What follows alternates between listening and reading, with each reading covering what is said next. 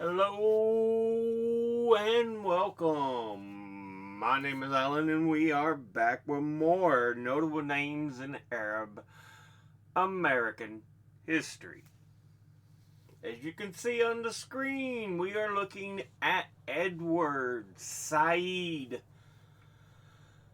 Let's look at Britannica first. Born November 1st, 1935 in Jerusalem, before the rebirth of Israel. Died September the 25th, 2003 in New York City, New York. Was a Palestinian American academic, political activist, and literary critic who examined literature in light of social and cultural politics and was an outspoken proponent of the political rights of the Palestinian people and the creation of an independent Palestinian state.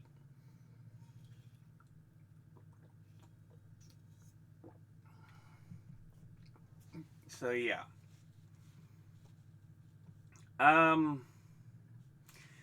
His father, Wadi William Ibrahim, was a wealthy businessman who had lived some time in the U.S. and apparently at some point took U.S. citizenship. In 1947, Wadi moved the family from Jerusalem to Cairo in order to avoid the conflict that was beginning over the United Nations partition of Palestine into separate Jewish and Arab areas. Yeah, 1947, the famous taking of then Palestine,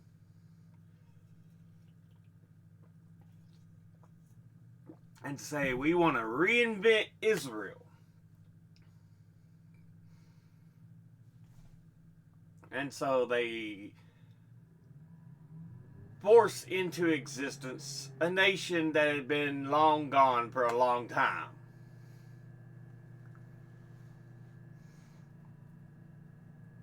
In Cairo, Said was educated in English language schools before transferring to the exclusive Northfield Mount Hermon School in Massachusetts in the U.S. in 1951. He attended Princeton University, earning a Bachelor of Arts in 1957, and Harvard University, earning a Master's of Arts in 1960 and a PhD in 1964. Specializing in English literature. He joined the faculty at Columbia University, was a lecturer of English in 1963 and in 1967 was promoted to assistant professor of English and comparative literature. His first book, Joseph Conrad and the Fiction of Autobiography, was an expansion on his doctoral thesis. The book examines Joseph Conrad's short stories and letters for the underlying tension of the author's narrative style. It is concerned with cultural dynamics of beginning a work of literature or scholarship. I think Conrad was the one who had written, I can't remember the name of the book, but it's about, I think it's something like The Most Dangerous Prey or whatever, but where essentially a man is hunted.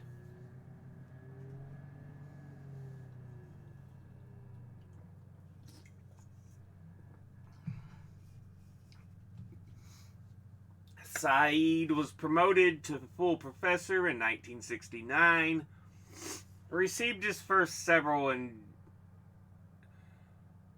received his first several endowed chairs in 1977, and in 78 published Orientalism, his best known work and one of the most influential scholarly books of the 20th century. In it, Said examined Western scholarship of the Orient, specifically of the Arab Islamic world, through,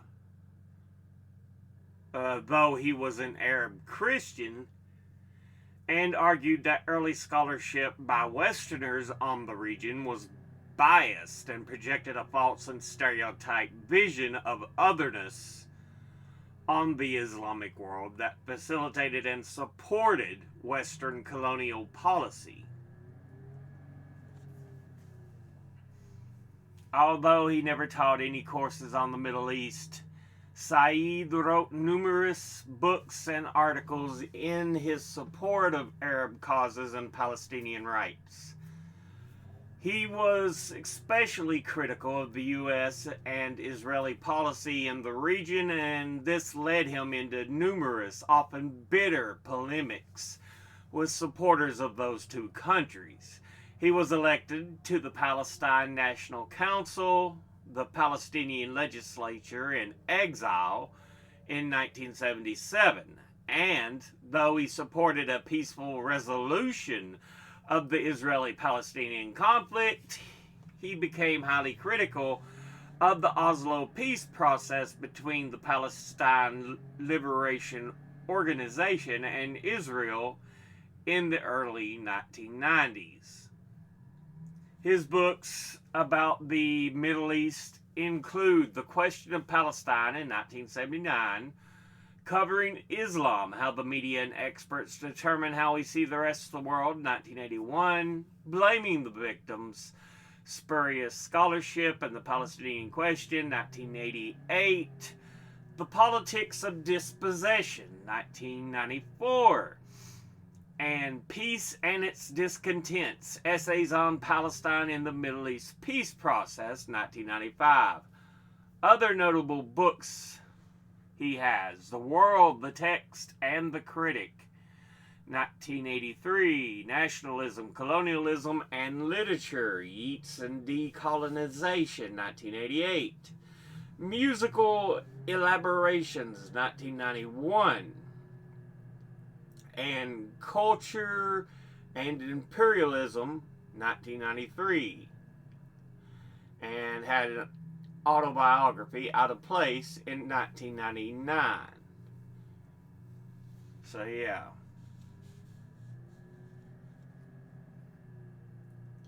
he was also apparently an accomplished musician and pianist. So Edward Said, let's look a little more in depth.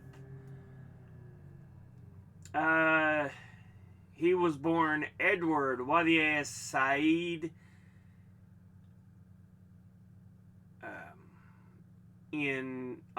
on the 1st of November 1935 in Jerusalem, Mandatory Palestine, which at that time was a British geopolitical entity that existed between 1920 and 1948.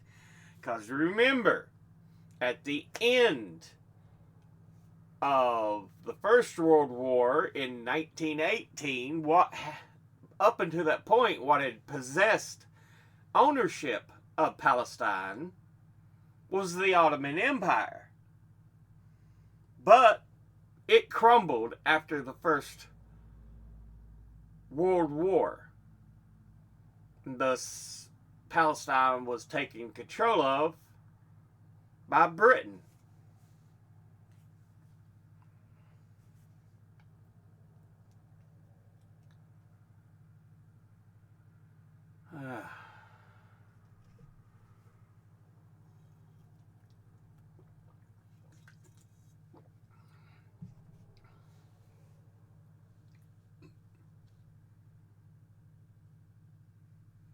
So yeah, Mandatory Palestine. He would die September the 24th, 2003 in New York City and be buried in Brumana, Lebanon. Had one wife, two children, educated at Princeton University and Harvard University. Let's see. Early life and career.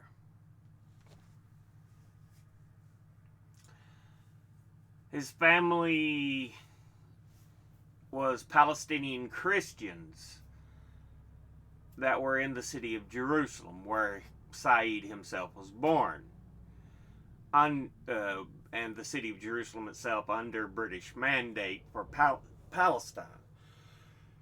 His parents were born in the Ottoman Empire, but like I said, it crumbled at the end of the First World War. His mother, Hilda Said, originally Hilda Musa, was half Palestinian and half Lebanese, which is why Edward was buried in Lebanon, I'm assuming. She was raised in the city of Nazareth, and his father, Wadieh William Said, was a Jerusalem-based Palestinian businessman. Both Hilda and Wadieh were Arab Christians adhering to Protestantism. During the First World War, Wadieh served in the American Expeditionary Forces, subsequently earning U.S. citizenship for himself and his immediate family. So,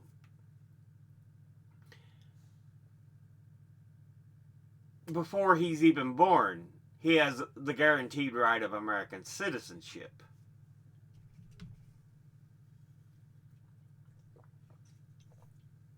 Which his father earned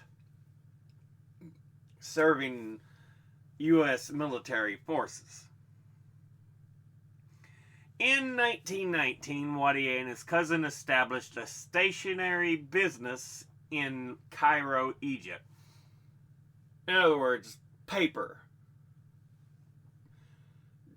Don't know necessarily what they did with paper, but yeah, usually when you hear stationery, it's not stationary as in one place, but I'm assuming they're talking about the creation of paper or usage of papers. Although he was raised Protestant, Said became an agnostic in his later years. Now, Edward Said's childhood split between Jerusalem and Cairo.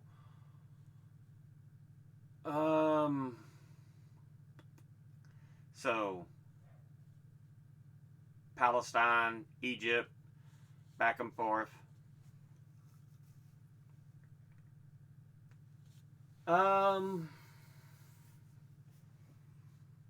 He stopped going to his classes when growing intercommunal violence between Palestinian Arabs and Palestinian Jews made it too dangerous for him to continue attending, prompting his family to leave Jerusalem at the onset of the 1947 through 1949 Palestine War. By the late 1940s, Said was in Alexandria, enrolled in the Egyptian branch of Victoria College, where his classmates included Hussein of Jordan and the Egyptian, Syrian, Jordanian, and Saudi Arabian boys whose academic careers would progress to their becoming ministers, prime ministers, and leading businessmen in their respective countries. So yeah, this is a pretty big school at that point. He would be expelled in 1951 for troublesome behavior, though his academic performance was high. So he's intelligent, but also a bit of a troublemaker. Having relocated to the U.S., he would attend Northfield Mount Hermon School in Massachusetts, socially elite college prep boarding school where he struggled with social alienation for a year. Nonetheless, he continued to excel academically and achieved the rank of either first valedictorian or second salutatorian out of a class of 160 students. So yeah, again, very intelligent, clearly.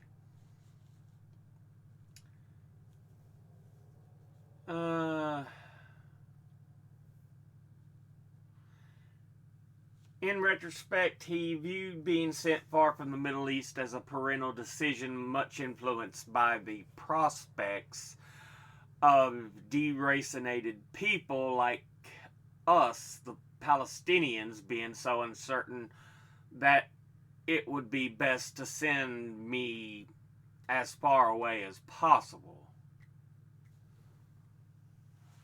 The realities of peripatetic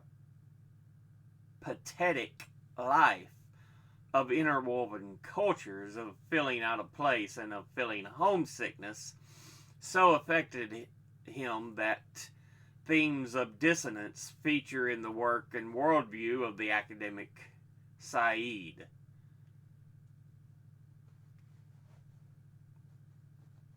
At the end of the school, he was a polyglot intellectual, meaning he could speak multiple languages. He was fluent in English, French, and Arabic. He graduated with an AB in English from Princeton University in 1957 and would graduate with a Master of Arts from Harvard University in 1960 and a doctorate in philosophy in 1964 as well from Harvard University. Teaching at Columbia University. He was a fellow of the Center for Advanced Study in Behavioral Science at Stanford University. Visiting professor of comparative literature at Harvard. So yeah, he was pretty good. Par professor of English and comparative literature at Columbia, and then was the Old Dominion Foundation professor in the humanities and visiting professor of humanities at Johns Hopkins University. So, yeah. Again, clearly intelligent, knows what he's talking about, knows what he's doing.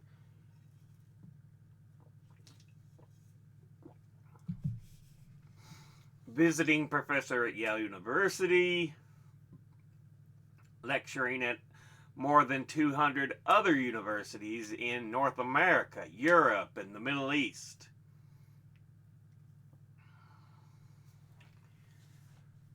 I can hear my stomach growling. But yeah.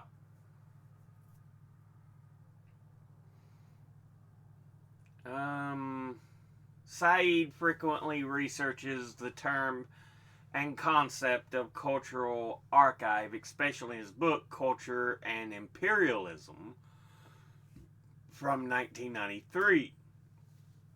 Stating the cultural archive is the major site where investments in imperial conquest are developed, and these archives include narratives, histories, and travel tales.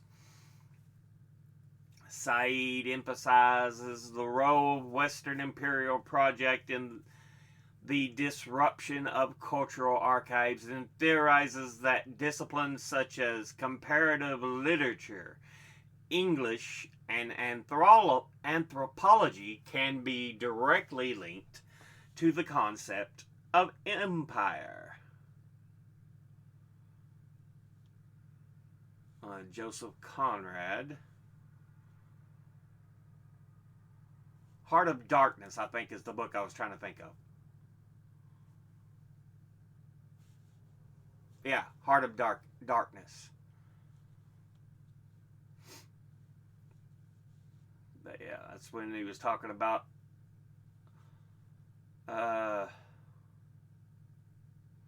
publishing a book on Joseph Conrad.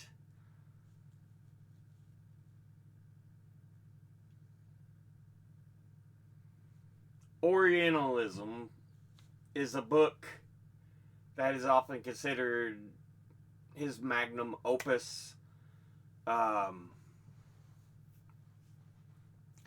it is a critique of Orientalism as the source of false cultural representations in Western and Eastern relations. The thesis of the book proposes the existence of a subtle and persistent Eurocentric prejudice against Arabo-Islamic peoples and their culture, which originates from Western culture's long tradition of false, romanticized images of Asia in general and the Middle East in particular. Said wrote that such cultural representations have served as implicit justifications for the colonial and imperial ambitions of the European powers and of the U.S. Likewise, Said denounced the political and cultural malpractices of the regimes of the ruling Arab elites, who he felt internalized the false and romanticized representations of Arabic culture that were created by Anglo-American Orientalists. So yeah.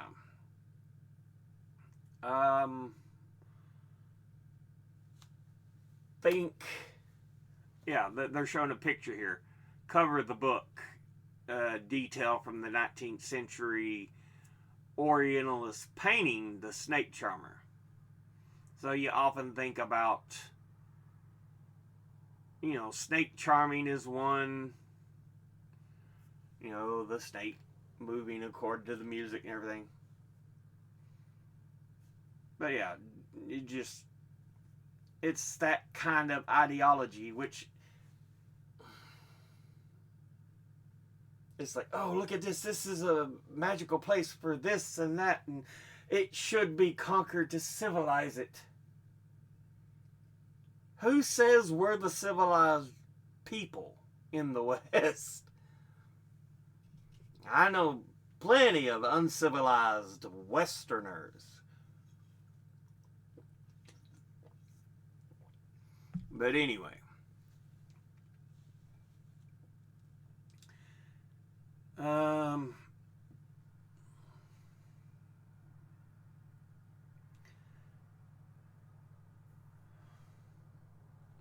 But yeah, it talks about the way we see it, or the way Europeans in the West often see the Middle East through things like the Persians, according to the Greeks, and these old texts and these proclamations, tales by Marco Polo, and yeah.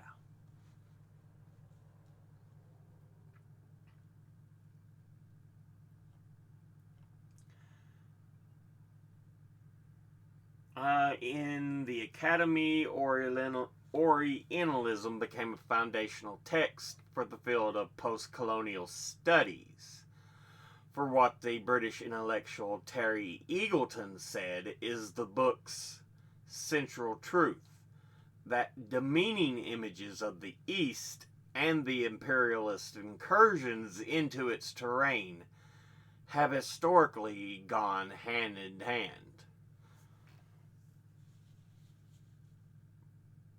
So yeah, the West is the true light of the world, blah, blah, blah. Thus, we have the duty to civilize. No, we don't. That is not our duty.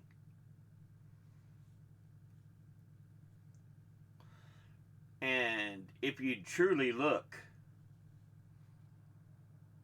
places all over the world have had moments in history where they're at the top of the pecking order. It isn't always the West. But yeah. The Arab-Israeli conflict, 6-Day War,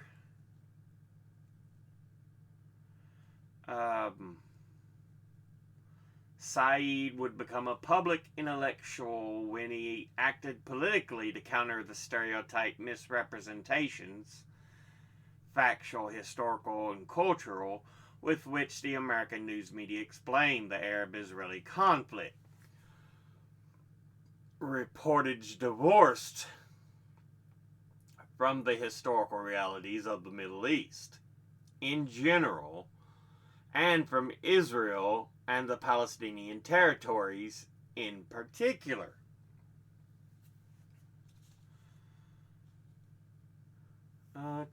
Views on Zionism. Said argued in favor of the political legitimacy and philosophical authenticity of the claims and right to a Jewish homeland, while also asserting the simultaneously inherent right of national self-determination for the Palestinian people.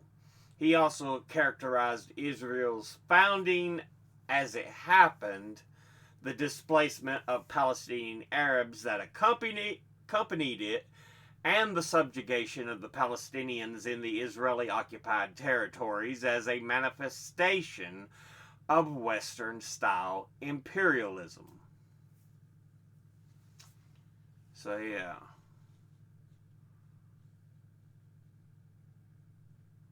During a lecture conference at the University of Washington in 2003, he affirmed that Israeli Jews had grounds for a territorial claim to Palestine or the land of Israel, but maintained that it was not the only claim or the main claim vis-a-vis all of the other ethnic groups, including Jews and Arabs, who have inhabited the land throughout human history. Halloran. Professor Said, do the Zionists have any historical claim to the lands of Israel?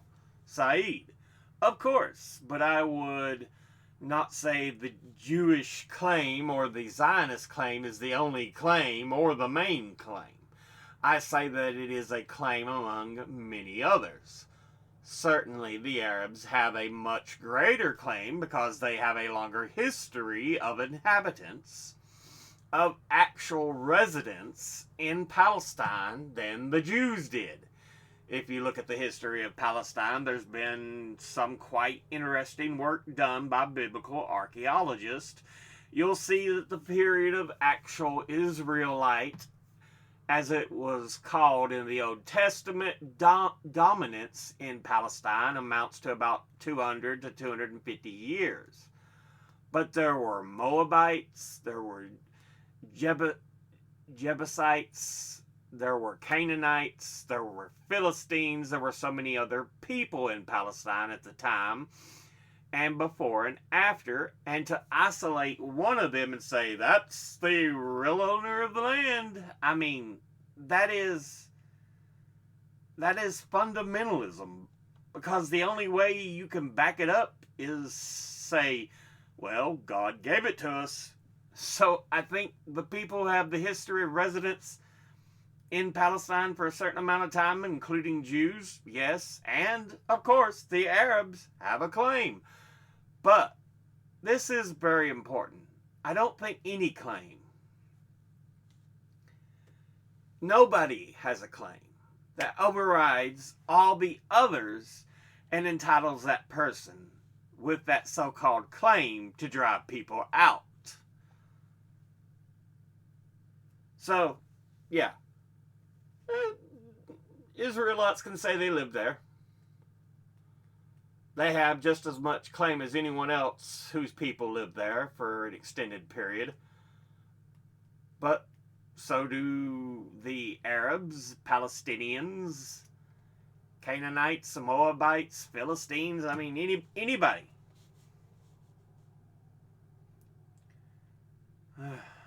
So, yeah. It doesn't give the Israelis any right to push others out.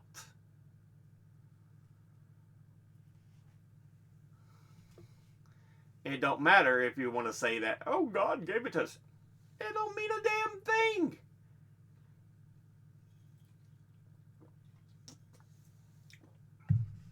Said's argument against religious Zionism, traditionally espoused by Jewish fundamentalists, i.e., citing God to protect the Jewish-Israeli claim as superior to the Arab-Palestinian claim, asserted that such justifications were inherently irrational because they would, among other factors, enable Christians and Muslims of all ethnic and cultural backgrounds to lay superseding territorial claims to Palestine on the basis of their faith. So, yeah.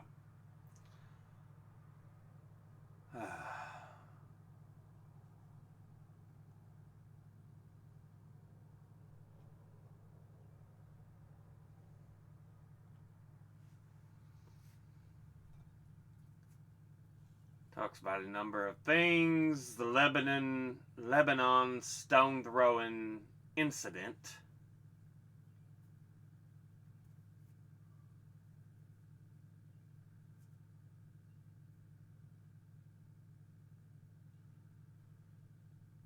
Okay, so apparently his own son in 2000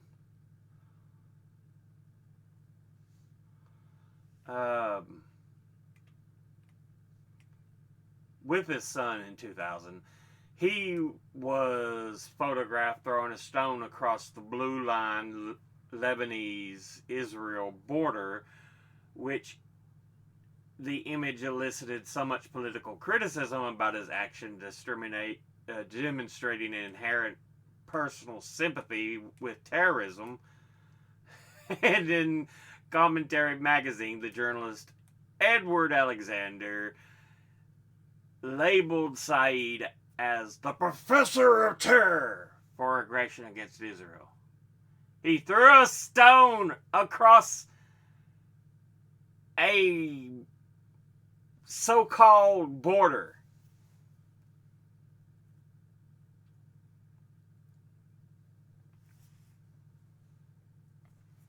Okay.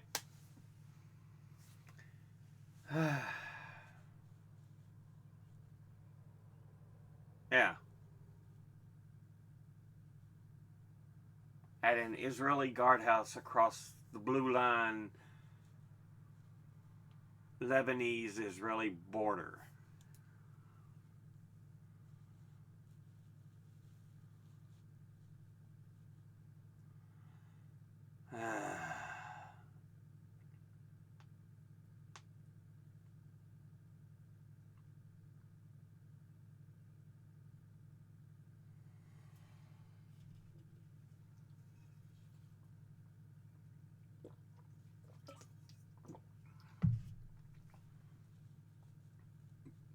Yeah, Israel really has no true solid proclamation of true ownership in the region. He was under FBI surveillance.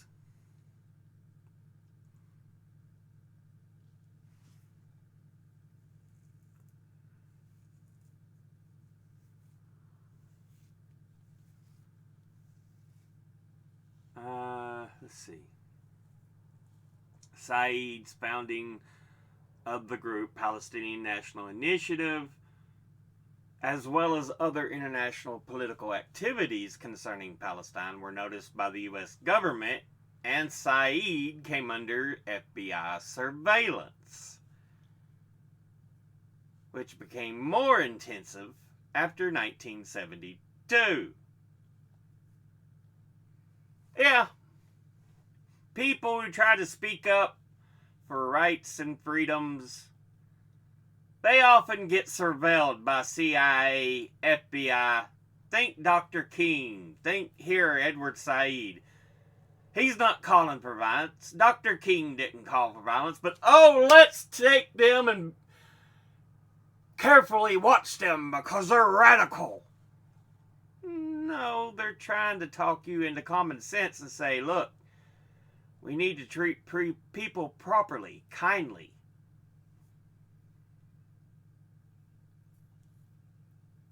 Honors and awards.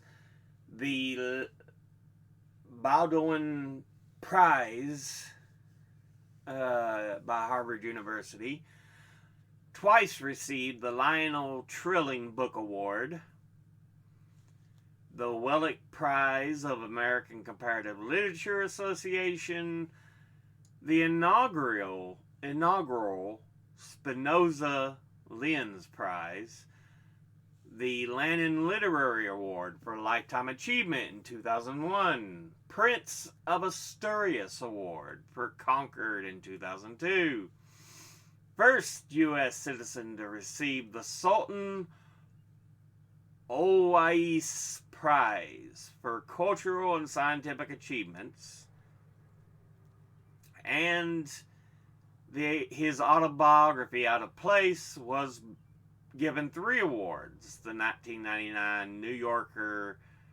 Book Award for Nonfiction, the 2000 Anisfield Wolf Book Award for Nonfiction, and the Morton Darwin Zabel Award in Literature.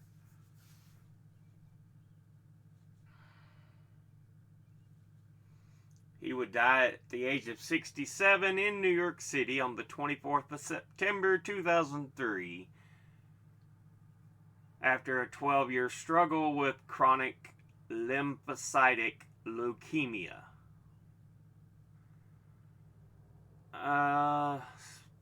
Survived by his wife, son, and daughter. Yeah.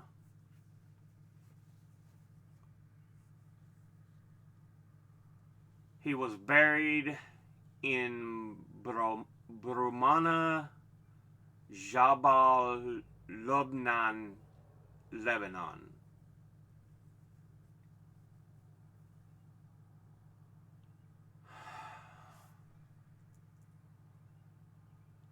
But yeah.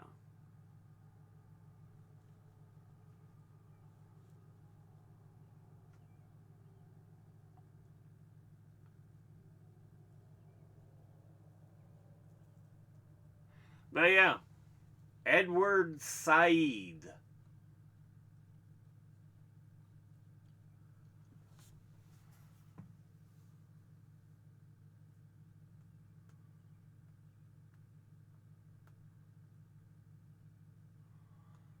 Trying to see if they show exactly where at Jaban, Lebanon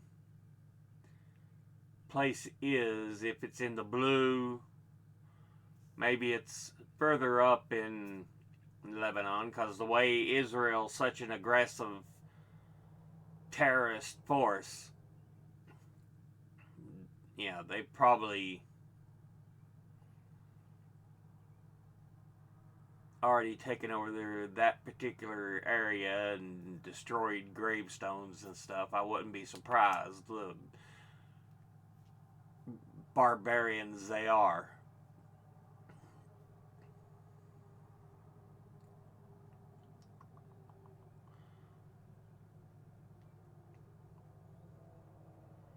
Yeah. Anyway, we'll go ahead and end this episode there. It's already been almost 40 minutes. As always, educate thyself. Think, read, study, learn. Someone tells you something you have trouble believing, ask them to cite their sources. I'll be putting my links and sources in the description box. below the video. Thank you all for watching. I'll see you all in the next one. Until then, later.